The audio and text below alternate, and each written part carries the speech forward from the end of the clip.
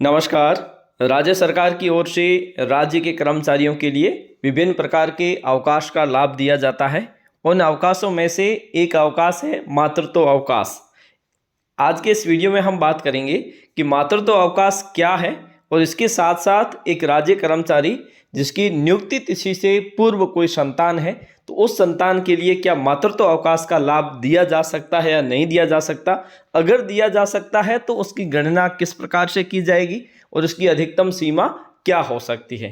तो चलिए शुरू करते हैं। सबसे पहले मातृत्व अवकाश किसी भी महिला राज्य कर्मचारियों को ज़्यादा से ज़्यादा 2 संतान के लिए एक बार में 180 दिन का मातृत्व अवकाश देय होता है। अधिकतम 180 दिन मातृत्व अवकाश देय होता है और मातृत्व अवकाश की जो गणना की जाती है वो जन्म के 15 दिन से पूर्व से लेकर 6 महीने यानी 180 दिन तक किसी भी महिला कर्मचारी को मातृत्व अवकाश का लाभ देय होता है।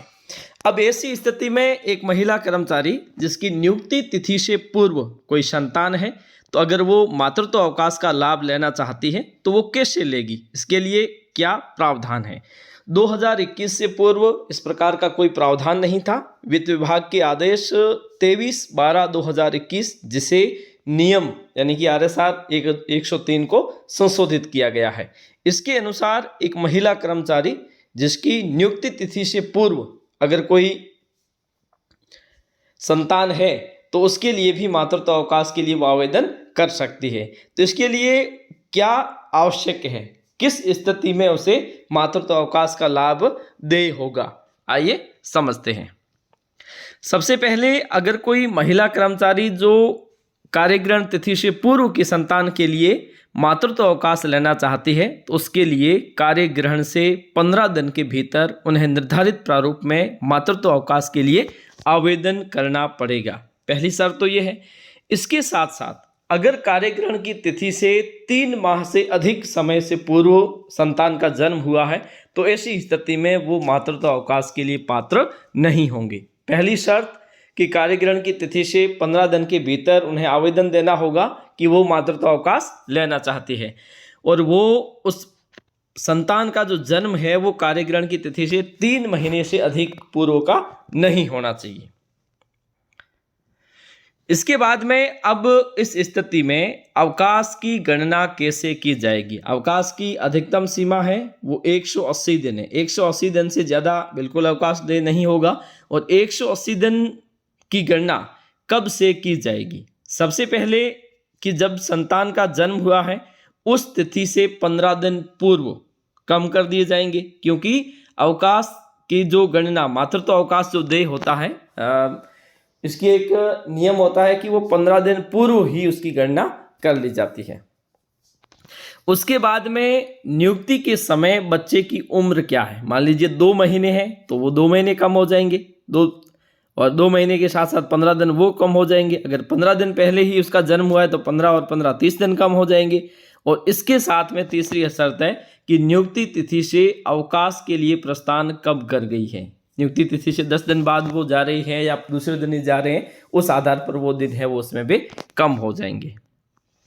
अब हम एक उदाहरण के माध्यम से समझते हैं कि एक महिला कर्मचारी है जो नियुक्ति से पूर्व जन्मे बच्चे या संतान के लिए मातृत्व अवकाश के लिए आवेदन करती है तो उसकी गणना कैसे प्रकार से की जाए, किस प्रकार से की जाएगी। मान लीजिए एक महिला कर्मचारी है जिनकी नियुक्ति हुई है 30 सितंबर 2023 को, ठीक है, और वो अवकाश के लिए आवेदन करते हैं 15 अक्टूबर 2023 तक, या उससे पहले भी करें तो 15 दिन हमने मान के चले हैं, ठीक है।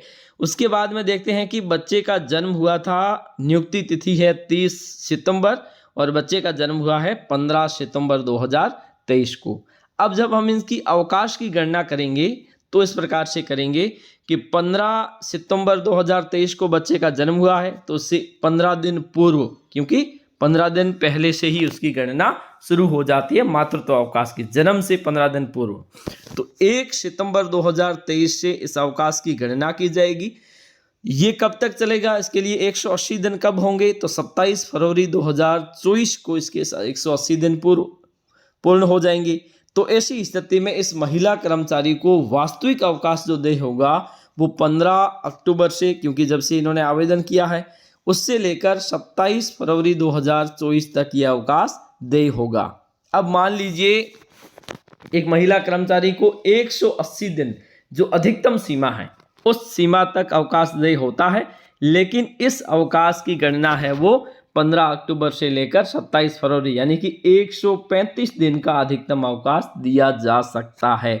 इससे ज़्यादा नहीं दे सकते, क्योंकि महिला कर्मचारी की नियुक्ति तिथि, इसके साथ साथ उनके बच्चे के जन्म की दिनांक, उससे 15 दिन पूर्व, ये सारे निकालने के बाद में इस महिला कर्मचारी के पास 135 दिन रहते हैं जहां पर वो अवकाश इतना ले सकते हैं। अगर कोई महिला कर्मचारी जिसने कार्यग्रहण की तिथि से आवेदन किया है और उस संतान का जन्म 3 महीने से पूर्व यानी कि 4 महीने पहले हो गया है, तो ऐसी स्थिति में उस महिला कर्मचारी को मातृत्व अवकाश का लाभ उस संतान के लिए देय नहीं होता है। आज के लिए इतना ही, धन्यवाद।